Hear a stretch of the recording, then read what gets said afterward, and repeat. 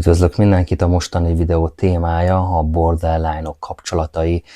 John Gunderson, a Harvardi Egyetem pszichiátriai professzora és a McLean Kórház borderline központjának az igazgatója volt, ő ugyanis 2019-ben meghalt.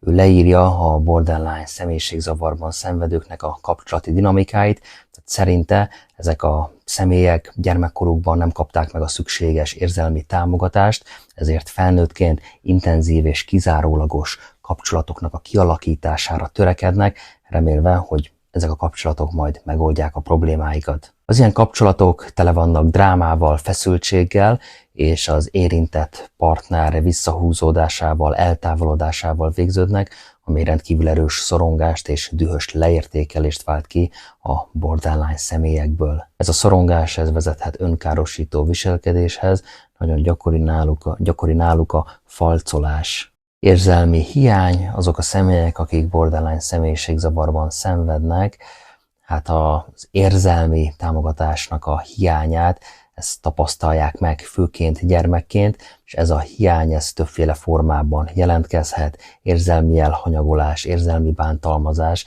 vagy a szülők által nyújtott érzelmi biztonságnak a hiánya, tehát minden kiszámíthatatlan volt, minden kaotikus volt, és gyakran előfordul, hogy ezek a gyerekek nem érezték azt, hogy a szüleik azok valóban figyelnének rájuk, vagy hogy valóban szeretnék őket, ennek következtében pedig kialakulhatott bennük egy rendkívül mély érzés, hogy ők egyszerűen nem érdemlik meg a szeretetet, nem érdemlik meg a törődést, szerethetetlennek élik meg önmagukat. Ezek a rendkívül mély érzelmi sebek mélyen beágyazódnak a pszichében, és hosszú távon befolyásolják az adott személy önértékelését, és az interpersonális, a személyközi kapcsolatait is. A gyermekkori kielégítetlen érzelmi szükségletek, Gunderson szerint ez az egyik legfontosabb tényező a borderline személyiségzavar kialakulásához. Ezek a személyek aztán felnőtt korukban is tovább hordozzák ezeket a sebeket, és ezek jelentős hatással vannak a viselkedésükre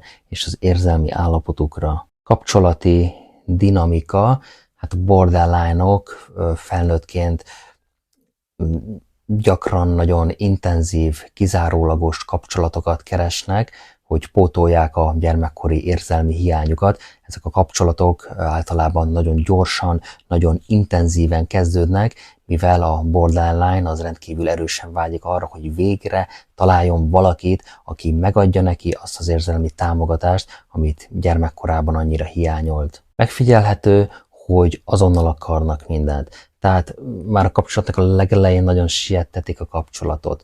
Összeköltözést akarnak gyorsan, nagyon nagy tervek. Tehát nem az van, hogy minden egy ilyen normál, megszokott ütemben haladna, hanem minden nagyon gyors, nagyon pörgős, azonnali. A borderline-ok is, akár a narcisztikus, de különböző módon, tehát náluk is megfigyelhető, hogy idealizálják, leértékelik az aktuális partnerüket, és a borderline az azt érzi, hogy ez a kapcsolat, ez minden problémájuknak a megoldása lehet. Viszont ezek a kapcsolatok rendkívül intenzívek, tele vannak drámával, és hát ez sokszor egy túl nagy nyomást helyez a borderline partnerére, aki hát nem mindig képes megfelelni ezeknek az elvárásoknak, ennek következtében pedig hát gyakran alakulnak ki konfliktusok, feszültségek kapcsolatban. Ugyanis a borderline az hajlamos mindent, vagy semmit alapon gondolkodni, tehát fekete-fehér gondolkodás jellemzi őket, ami tovább bonyolítja a helyzetet,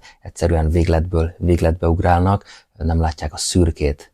Vagy valaki tökéletesebb borderline-nak, vagy maga az ördög, tehát nincsen semmiféle átmenet, két véglet van. És hát az ilyen kapcsolati dinamika az hosszú távon fenntarthatatlan, és hát gyakran vezet a kapcsolat megromlásához. Feszültség, visszahúzódás, elzárkózás, tehát mint már elmondtam, a borderline kapcsolatai megfigyelhető, hogy tele vannak drámával, feszültséggel, az intenzív érzelmi igények és a folyamatos bizonytalanság érzése az egy rendkívül nagy nyomást helyez a borderline partnerére, tehát a borderline mellett hát nincsen nagyon kiszámíthatóság, pont azért, mert a saját érzelmeik és kiszámíthatatlanok, tehát érzelmi diszregulációval küzdenek. Mellettük sokan nem tudnak egy biztonságos, stabil életet élni, mivel a borderline az önmaga is rendkívül instabil érzelmileg, ez pedig gyakran azt eredményezi, hogy a partnere az visszahúzódik, mert egyszerűen nem tudja, hogyan kezelje ezt a helyzetet, főleg úgy, hogyha a borderline-nak a partnere az azt sem tudja, hogy pontosan mi is ez a borderline személyiségzavar, tehát mi az, ami ezzel az egésszel együtt jár. A visszahúzódás az különböző formákban jelenhet meg, érzelmi távolságtartás, fizikai eltávolodás, vagy hát a kapcsolatnak a teljes megszakítása. Ez a visszahúzódás, eltávolodás, vagy akár már az elhagyás, ez rendkívül fájdalmas egy borderline számára, mert ilyenkor úgy érzi, hogy újra és újra elhagyják. Természetesen a partnere számára is rendkívül megterhelő ez a dinamika, ami sok esetben hosszú távon a kapcsolat teljes megszakadásához vezet, ha a borderline az nem jár el terápiára. Szorongás, a borderline-oknál is állandósult a szorongás, tehát amikor a borderline-nak a partnere az visszahúzódik, távolodik, a borderline-oknál egy nagyon erős szorongás alakul ki. Ez a szorongás, ez pedig gyakran abból a félelemből fakad, hát hogy őt ismét elhagyják, vagy nem kapják meg a szükséges érzelmi támogatást. A szorongás náluk az fizikai és érzelmi tünetek formájában is megnyilvánulhat, gyors szívverés, izzadás, remegés, de akár pánikrohamok is jelentkezhetnek, tehát az érintett személy számára rendkívül nehéz kezelni ezeket a negatív érzéseket, és gyakran érzi azt, hogy ilyenkor elveszti a kontrollt önmaga felett. A szorongás az egy ördögi kör, további negatív gondolatokat és érzéseket generál, amik egyértelműen tovább súlyosbítják az érzelmi instabilitást. Ez a folyamatos szorongás és félelem ez egy állandó stresszforrás náluk, amely hosszú távú jelentős hatással van a mentális és akár a fizikai egészségre is, tehát az érintett személy az ilyenkor gyakran keres valamilyen megküzdési stratégiákat, amelyek természetesen nem egészséges megküzdési stratégiák. Dühös leértékelés, a szorongás az gyakran ezt a dühös leértékelés formájában nyilvánul meg a borderline-oknál. Ez azt jelenti, hogy az érintett személy az nagyon dühös és rendkívül degradáló, bántó megjegyzéseket tesz a partnerére, mivel úgy érzi, hogy a partner elhagyta, vagy nem törődik vele eléggé, tehát bármilyen vélt sérelem kiválthatja ezt náluk, és ezek a megjegyzések ezek lehetnek verbális támadások, kritika, vádaskodás formájában, tehát a borderline ilyenkor nagyon gyakran tehát megfigyelhető az, hogy túlreagálja ezeket a dolgokat, túl gondolja, és rögtön a legrosszabbat feltételezi a partnere szándékairól. Ez a viselkedés azonban még inkább, tehát még jobban eltávolítja a partnerét, ez pedig tovább fokozza a borderline-nak a szorongását és a dühét. A dühös leértékelés, tehát ez egy ördögi kör, amiből nagyon, de nagyon nehéz kitörni, tehát a borderline ez gyakran utólag megbánja a tetteit, megbánja azokat, amiket mondott, de a károkozás az már megtörtént, és ez a dinamika, ez rendkívül megterhelő mindkét fél számára, és természetesen hosszú távon ez károsítja a kapcsolatot. A borderline ilyenkor hasít, démonizálja a partnerét, és akár ilyenkor a hasítás alatt különféle impulzív cselekedetekbe is kezdhet. Legyen itt szó szerhasználatról, meggondolatlan szexuális kapcsolatok létesítéséről, megfigyelhető náluk a falásrohamok, túlzott költekezés, amit aztán később természetesen megbán, de mint már elmondtam, tehát maga a károkozás az már megtörtént, és ő is tudja, hogy ezt visszacsinálni már nem lehet. Önkárosítás, tehát ez a szorongás és a dühös leértékelés következtében, ha a borderline az gyakran folyamodik, önkárosító viselkedésekhez. Az önkárosító viselkedés például lehet vagdosás, nagyon gyakori, hogy szétvagdossák magukat a borderline-ok, égetés, vagy akár milyen más formájú testi sértés, tehát a lényeg az, hogy ilyenkor egy nagyon erős fizikai fájdalmat okozzanak maguknak. Ezeknek a viselkedéseknek, ezeknek az önkárosító viselkedéseknek ugye az a célja, hogy olyan hatalmas mentális fájdalom van, amit fizikai fájdalommá alakítanak át, mivel az érintett személy az úgy érzi, hogy jobban tudja kezelni a fizikai fájdalmát, és ez is elviselhetőbb, mint a lelki fájdalom. Tehát, mint már elmondtam, ilyenkor egy olyan nagyon erős lelki fájdalmat élnek át, hogy ezt önsebzéssel tompítják. Az önkárosítás azonban idővel segélykérésé válik.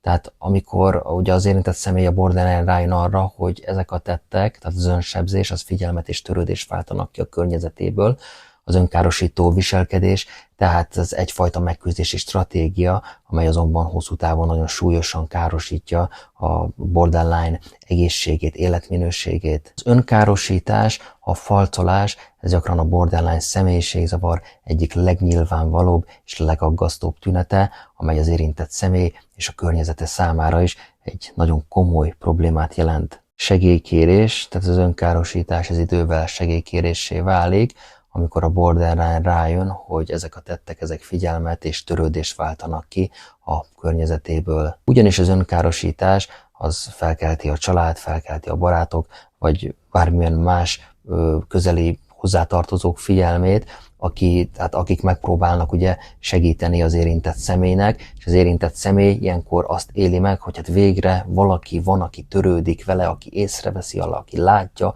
aki megpróbálja megérteni a problémáit. Ez a figyelem és törődés, ez ideiglenesen valóban enyhítheti az érzelmi fájdalmat, a szorongást, de hosszú távon nem oldja meg a problémáknak a gyökerét. A borderline pedig gyakran függővé válik ettől a figyelemtől, és újra megismétli ezeket az önkárosító viselkedéseket, hogy fenntartsa a figyelmet. Ez a dinamika azonban hosszú távon természetesen károsítja a borderline-nak az egészségét, a kapcsolatait, mivel az önkárosítás nem jelent valódi megoldást a problémára csak és kizárólag a pszichoterápia jelenthet megoldást. Ciklikus ismétlődés, minden kapcsolat ugyanaz. Az érintett személy az folyamatosan keresi a kapcsolatokat, amelyekben megkaphatja a szükséget, figyelmet és törődést, de ezek a kapcsolatok hát általában ugyanúgy végződnek, tele vannak feszültséggel, tele vannak drámával, elhagyással, tehát azt lehet mondani, hogy egy ilyen se veled, se nélkület felállás az, ami létrejön. Ez a ciklikus ismétlődés rendkívül nehézzé teszi a borderline számára, hogy tartós és egészséges kapcsolatokat alakítson ki. Azáltal, hogy újra és újra ezeket megéli a párkapcsolataiban, tehát ez a ciklikus ismétlődés, ez tovább erősíti a borderline-t, van a borderline-nál azt az érzést, hogy nem érdemli meg a szeretetet, nem érdemli meg a törődést, és őt mindig mindenki csak elhagyja. Ez a dinamika hosszú távon jelentős hatással van a borderline mentális és sokszor a fizikai egészségére is, tehát komoly kihívásokat jelent, pszichoterápiás kezelés szempontjából is ennek a ciklikusságnak a megtörése. Reménykedés és hullámvasút, tehát a borderline az reménykedik a problémáinak a megoldásában, hiszen a borderline az nagyon szenved önmagától is,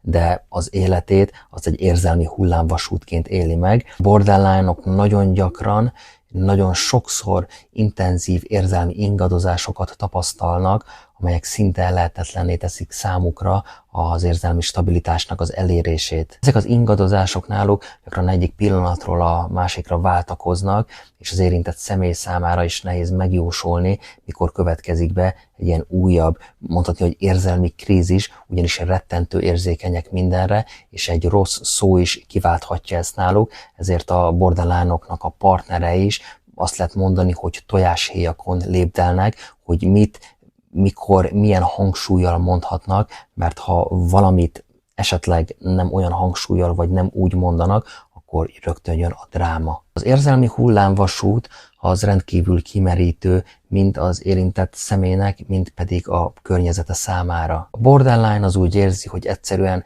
nincs kontrollja a saját érzelmei felett, és folyamatosan küzd azért, hogy valahogy, valamiféle módon, de megtalálja ezt az egyensúlyt. A pszichoterápia célja pontosan az, hogy segítse az érintett személyt ebben a rendkívül nehéz küzdelemben, és támogassa őt az érzelmi stabilitás elérésében. Én köszönöm a figyelmet, ha informatívnak találtad, akkor nyomj egy lájkot, csatornámra nagyon sok videó van már feltöltve, több mint 300. Ha gondolod, akkor nézz körül, lehet, hogy valamelyik kérdésedre megtalálod a választ. Én köszönöm a figyelmet.